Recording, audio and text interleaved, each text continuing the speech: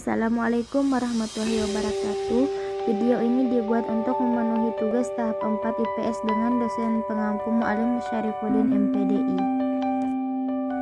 Dengan materi pembahasan yaitu tentang pengalaman diri sendiri.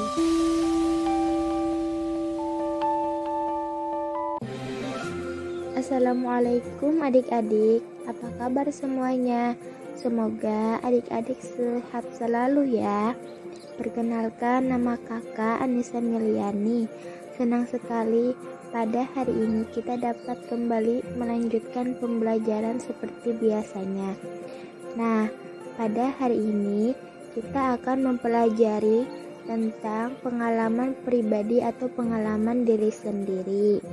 Adik-adik tahu tidak apa itu pengalaman pribadi atau pengalaman diri sendiri itu? Iya, benar sekali. Pengalaman pribadi atau pengalaman diri sendiri adalah pengalaman yang pernah dialami oleh seorang individu yang melibatkan individu itu sendiri. Adik-adik ada yang tahu tidak? Macam-macam dari pengalaman-pengalaman yang sudah dialami. Nah, jadi dalam pembelajaran kali ini kakak akan menjelaskan macam-macam pengalaman diri sendiri yang dialami oleh pribadi atau individu itu sendiri. Untuk lebih lengkapnya, mari kita tonton video ini sampai selesai ya. Pengalaman adalah sesuatu yang pernah dialami. Oleh karena itu, pengalaman pilihan setiap orang, termasuk kakak sendiri pasti mempunyai pengalaman. Sampai saat ini, pengalaman kakak tentu amat banyak karena setiap kakak mengalami sesuatu. Selain banyak, pengalaman itu tentu bermacam-macam. Mungkin berupa pengalaman perjalanan, pengalaman berlibur, pengalaman bersama keluarga, atau pengalaman tertimpa musibah. Dari berbagai pengalaman itu, mungkin ada yang menyenangkan, menyedihkan, menegangkan, menakutkan, atau lucu.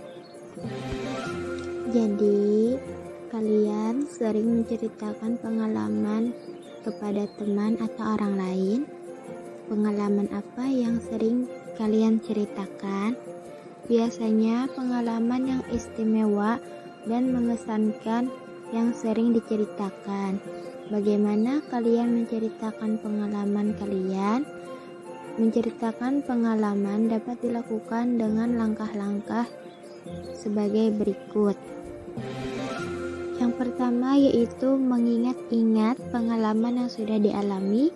Yang kedua, memilih salah satu pengalaman yang menarik dan pantas diceritakan dalam situasi yang dihadapi. Yang ketiga, mengingat-ingat hal apa saja yang akan diceritakan, kemudian disusun menjadi kerangka cerita pengalaman. Yang keempat, menceritakan pengalaman berdasarkan kerangka dengan lafal yang benar, intonasi yang baik, dan pilihan kata yang tepat. Yang terakhir yaitu meningkatkan daya tarik cerita dengan ekspresi wajah dan gerak-gerik anggota tubuh yang tepat. Jadi, adik-adik sekalian, setiap orang punya pengalaman hidup, baik dari pengalaman menyenangkan, menyedihkan, dan lain-lain. Tidak ada satu orang pun yang tidak punya pengalaman dalam hidup. Pengalaman bisa dijadikan sebuah pelajaran untuk lebih baik ke depannya. Pengalaman menyenangkan adalah suatu peristiwa yang membuat kita senang, misalnya kita mendapatkan nilai yang bagus, kumpul bersama keluarga, teman, dan lain-lain. Di balik pengalaman yang menyenangkan, ada juga pengalaman yang menyedihkan loh adik-adik.